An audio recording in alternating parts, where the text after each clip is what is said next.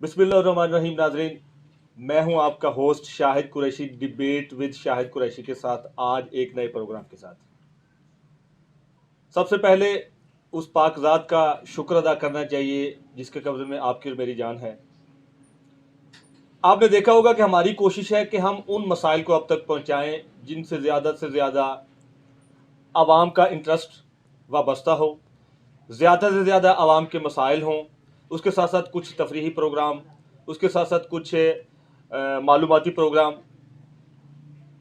इस प्रोसेस को लेते हुए जितने हमारे व्यूवर्स हैं उनका साथ हमारे लिए बड़ी अहमियत का हामिल है। आज का हमारा जो टॉपिक है वो मौजूदा हुकूमत और साबका अदवार की हुकूमतों की जानिब से होशरुबा टैक्सेस और प्रॉपर्टी की मौजूदा पोजीशन क्या होगी, ये कहाँ पे हो गई है।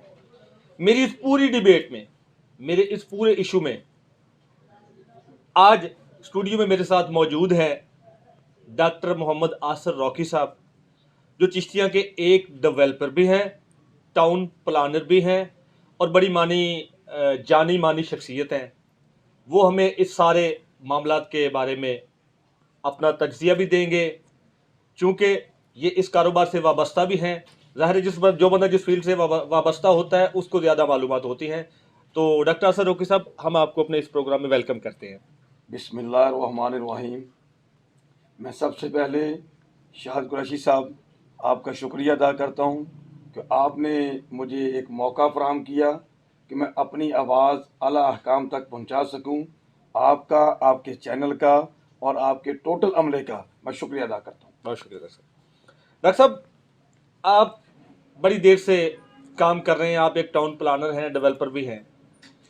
आपने देखा होगा कि जिस तरह मुल्क पाकिस्तान में टाउन्स को स्टेबल करने का एक प्रोसेस शुरू हुआ और बड़े सारे लोग, बल्कि पूरे पाकिस्तान से लोगों ने इस कारोबार को अपनाते हुए अपना रोज़गार इस तरह से चलाया कि अल्लाह तबारक व तआला रिज़्क़ तो सबको देता है, लेकिन उन लोगों ने बहुत ज़्यादा तरक्की की।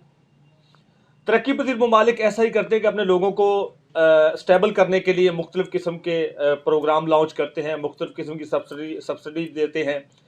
तो ये भी उन प्रोग्रामों में एक प्रोग्राम था जो मुल्क की मईशत को जो है उसका बेड़ा चलाने में बड़ा किरदार अदा कर रहा था। मौजूदा कंडीशन में डॉक्टर साहब, आपने देखा होगा कि जब से तहरीक अदम एतमाद हुई है उस वक्त से लेकर अभी तक किस तरह होशरुबा टैक्सेस लगे हैं, या इससे पहले जो हुकूमत मौजूद थी पीटीआई की, आप हमें ये बताएं। सबसे पहला जो मेरा आपसे क्वेश्चन है कि जो साबका हुकूमत गुजरी है पीटीआई की, वो गवर्नमेंट 2018 में शुरू हुई, अदम एतमाद आ गई। प्लीज़ आप इसमें थोड़ा जो है एक्सप्लेन करें कि मौजूदा प्रॉपर्टी की पोजीशन किस स्टेज पे खड़ी थी पीटीआई गवर्नमेंट की हुकूमत में। बिस्मिल्लाहिर्रहमानिर्रहीम। शाहिद भाई, जो आपने बात कही है 2018 से, 2018 में जो अर्बन एरिया था उसमें 8% स्टाम्प ड्यूटी थी और जो रूरल एरिया था उसमें 10% थी। जब कोरोना आया, कोरोना के आने के बाद उस वक़्त की गवर्नमेंट ने ये लोगों को देखते हुए कि लोग मुसीबत में हैं, तो उन्होंने जो शहर की अर्बन एरिया था उसको 4% कर दिया टोटल ख़र्चा उसका।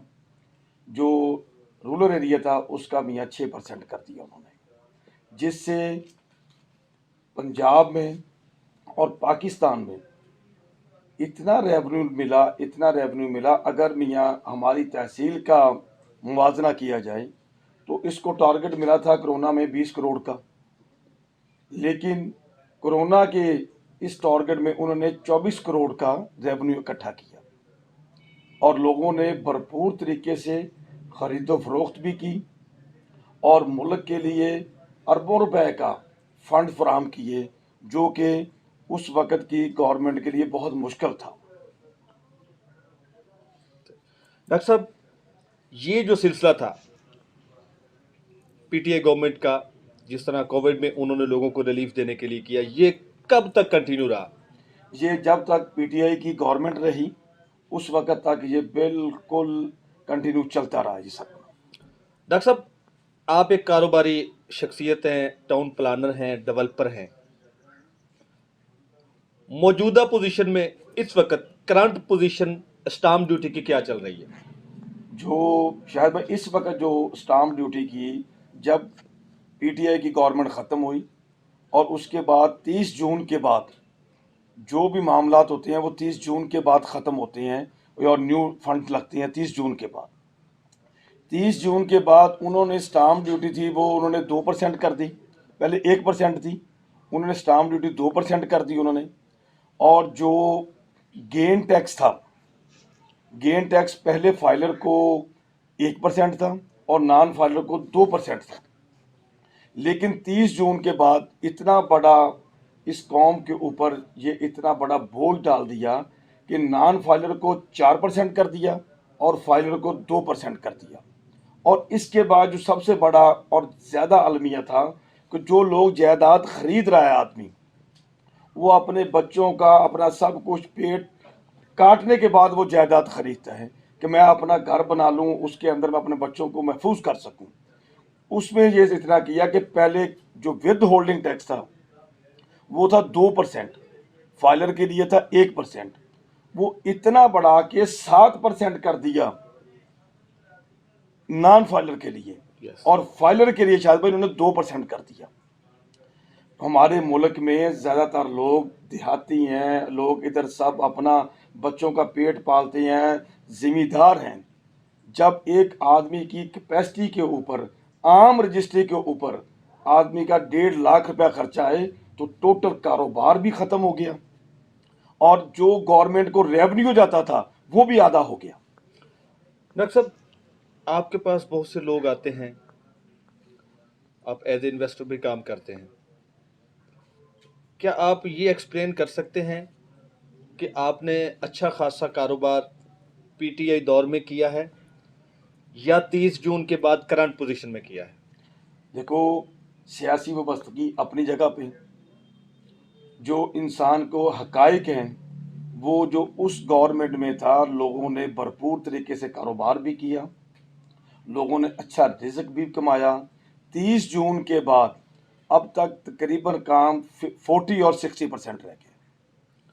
ڈاکٹر صاحب، جتنا پراپرٹی کا لین دین ہے، جس طرح سے ہوش ربا ٹیکسز لگا دیے ہیں، جس طرح ایک عام آدمی کو ٹیکس نیٹ میں لانے کے لیے یہ سارا کچھ کیا ہے، حالانکہ اگر دیکھا جائے ہر بندہ ٹیکس تو ڈائریکٹ اور انڈائریکٹ دے رہا ہے، آپ بھی دے رہے ہیں، میں بھی دے رہا ہوں، ایک عام آدمی بھی دے رہا ہے۔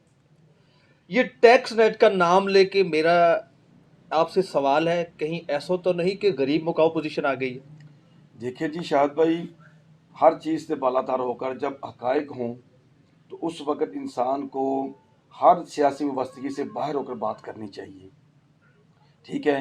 اور جو موجودہ حالات ہیں اس میں تو یہ سسٹم پراپرٹی کا ہو گیا کہ یہ انہوں نے ڈیولپر کو کیا، اور جو عام خریدار تھا اس کو بھی ختم ہو چکا ہے اس وقت، کہ اس کی قوت خرید ہی نہیں ہے۔ اگر وہ کوئی پلاٹ یا کوئی بلڈنگ خرید لیتا ہے نا شاہد بھائی، اس کے اوپر ٹیکسز اتنے ہو گیا کہ وہ اس کو اپنے نام منتقل نہیں کر سکتا۔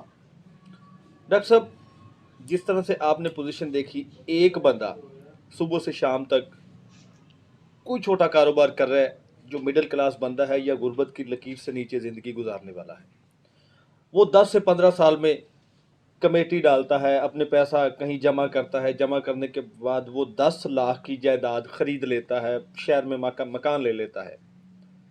وہ 10 لاکھ کی کاسٹ پہ اس کو حکومت کی جانب سے کتنا ٹیکسز کے نام پہ جو ہے ذلیل کیا جا رہا ہے؟ پلیز ایکسپلین کیجیے گا۔ شاہد بھائی، جو اگر 10 لاکھ کی پراپرٹی ہو نا، آدمی یہ 10 لاکھ ہے نا، جو جیسے آپ نے بتایا کہ جو آدمی کمیٹی ڈال کر یا اپنی جمع پونجی اکٹھی کر کے کرتا ہے نا، جب وہ اسے انتقال کرانے کے لیے آتا ہے تو وہ پہلے تو وہاں پہ چھوڑ جاتا ہے اس کو، اس کی یہ ہوتی نہیں ہے، کم از کم اسے 1.5 لاکھ روپیہ چاہیے اسے اپنے نام منتقل کروانے کے لیے، ٹھیک ہے؟ جب 1.5 لاکھ، اگر وہ تعمیر شدہ گھر ہے، جو میں آپ کی سب سے بات بتانا چاہتا ہوں، یہ تو خالی پلاٹ کی بات کر رہے ہیں نا، اگر تعمیر شدہ کے اوپر اتنے انہوں نے سکیئر فٹ کے پیسے لگا دیے ہیں، 1650 روپے پر سکیئر فٹ، وہ تقریباً ایک آدمی نے 10 لاکھ کا مکان خریدا ہے، اس کو جب انتقال کروانا پڑتا ہے شاہد بھائی، اسے 30 لاکھ میں کروانا پڑتا ہے، 10 لاکھ میں نہیں کروانا پڑتا، اس کو 30 لاکھ کے حساب سے گورنمنٹ کو فیسیں دینے پڑتی ہیں۔ جب 30 لاکھ کے حساب سے آپ فیسیں دیں گے نا تو اس کا 5-6 لاکھ روپے خرچہ آئے گا اس کا۔ ڈاکٹر صاحب، موجودہ پوزیشن میں سابقہ گورنمنٹ یہ کہتی تھی کہ ہم ٹیکس نیٹ بڑھا رہے ہیں، موجودہ حکومت کا بھی یہ پوزیشن ہے کہ ہم ٹیکس نیٹ بڑھا رہے ہیں۔ اس سارے ٹیکس نیٹ کے نام پہ کہیں ایسا تو نہیں کہ پاکستانی عوام کو ذلیل کیا جا رہا ہے؟ حقیقت تو یہی ہے نا جی، حقیقت تو آپ جو بات کہہ رہے ہیں نا، آدمی کو ہم تو یہ کہتے ہیں کہ جو اس وقت موجودہ گورنمنٹ ہے اس کو یہ چاہیے کہ لوگوں کو مکمل ریلیف دیں، اور خاص کر ود ہولڈنگ اور گین ٹیکس کے متعلق وفاقی حکومت کے یہ انڈر ہے، وفاقی حکومت کا یہ ادارہ ہے، یہ گین ٹیکس اور ود ہولڈنگ کے اندر اتنی ریلیف دیں کہ ہر آدمی آسانی سے اپنے بچوں کو اپنے کسی گھر میں محفوظ کر سکے۔ ڈاکٹر صاحب، آپ اور ہم کچھ انڈائریکٹ ٹیکسز بھی دیتے ہیں۔ اگر ہم گھر میں چینی لے رہے ہیں اس پہ ہم ٹیکس دے رہے ہیں، اگر ہم بناسپتی گھی لے رہے ہیں ہم اس پہ ٹیکس دے رہے ہیں، اگر ہم کوئی ایکس وائی زیڈ شے بازار سے پرچیز کر رہے ہیں ہم اس پہ ٹیکس دے رہے ہیں۔ تو موجودہ حکومت کو کیا میسج ہے کہ اس پراپرٹی ٹیکسز کا جو اتنا منافع بخش کاروبار تھا، کس طریقے سے لوگوں نے پاکستان میں اس کو جو ہے ایک دم سے گروتھ کیا، کس طرح سے پاکستانی معیشت کو اس پراپرٹی کے کاروبار نے، ٹاؤن پلاننگ ڈیولپر نے آ کے ایک دم سے اوپر اٹھایا۔ اب کیا میسج دینا چاہتے ہیں موجودہ گورنمنٹ کو کہ آپ لوگوں پہ جو ہے یہ جو پالیسیز امپلیمنٹ کی گئی ہے اس پہ کیوں نظر ثانی کرے؟ کیا اپیل ہے؟ شاہد بھائی، میری تو یہ موجودہ گورنمنٹ سے یہ اپیل بھی ہے اور گزارش بھی ہے، اور ہاتھ باندھ کر میں یہ گزارش کرتا ہوں کہ خدا را اس قوم پہ رحم کریں، اس قوم کے اوپر اتنے ٹیکسز آپ نے لگا دیے ہیں ان کو کم کریں تاکہ آپ کو بھی اس کا فائدہ پہنچ سکے، موجودہ گورنمنٹ کو بھی پہنچ سکے۔ اور شاید بھائی مزے کی بات آپ کو میں بتاؤں، جو آپ نے ٹیکسز کی بات کی ہے نا کہ فلاں ٹیکس فلاں ٹیکس، آپ یہ دیکھیں کہ مسجد کا بل آتا ہے اس پہ ٹیلی ویژن کا ٹیکس لگا ہوا ہوتا ہے۔ اس سے بڑا المیہ اور کیا ہو سکتا ہے کہ مسجد کا بل ہے اور اس کے اندر ٹیلی ویژن کی فیس کا لگا ہوتا ہے، اس سے بڑا المیہ ہمارا اور کیا ہو سکتا ہے؟ ڈاکٹر صاحب آج کے اس پروگرام کا میرا لاسٹ کویشچن، آپ ایک ٹاؤن کو سٹیبل کرتے تھے، اس میں بہت سے لوگوں کا کاروبار زندگی وابستہ تھا، اٹ مین اس کو سٹیبل کرنے کے لیے، اس کو بنانے کے لیے بہت سے لوگوں کا روزگار وابستہ تھا۔ کیا وہ لوگ اب بھی اٹیچ ہو گئے یا موجودہ حکومت کی پالیسیوں سے وہ ختم ہو گئے؟ شاہد بھائی، جو کوئی بھی ٹاؤن انسان کاٹتا ہے نا اس میں تقریباً 1000 آدمی کا روزگار لگتا ہے، ٹھیک ہے؟ اور اس وقت جو موجودہ حالات ہیں وہ سب لوگ بے روزگار ہو چکے ہیں، کوئی بھی کسی پراپرٹی کو ہاتھ نہیں لگا سکتا، جب وہ ہاتھ لگاتا تو اس کی اپروچ سے باہر ہو چکا ہر چیز۔ میں پھر موجودہ گورنمنٹ سے آپ کے اس چینل کی توسط سے یہ گزارش کروں گا کہ خدا را اس قوم پہ رحم کرے۔ بہت شکریہ ڈاکٹر صاحب، آج آپ نے اپنی قیمتی آراء سے ہمیں آگاہ کیا۔ ناظرین، ہوشربا ٹیکسز کے حوالے سے پراپرٹی سے ریلیٹڈ لوگ جس قدر کاروباری زندگی ان کا مفلوج ہو چکا ہے، جس پوزیشن میں وہ اپنا وقت گزار رہے ہیں، کیا کر رہے ہیں، ایک عام آدمی ان ہوشربا ٹیکسز جو پراپرٹی پر لگے ہیں اس سے کس قدر تنگ ہے، آپ نے ایک ٹاؤن پلانر اور ڈیولپر کی بات سنی۔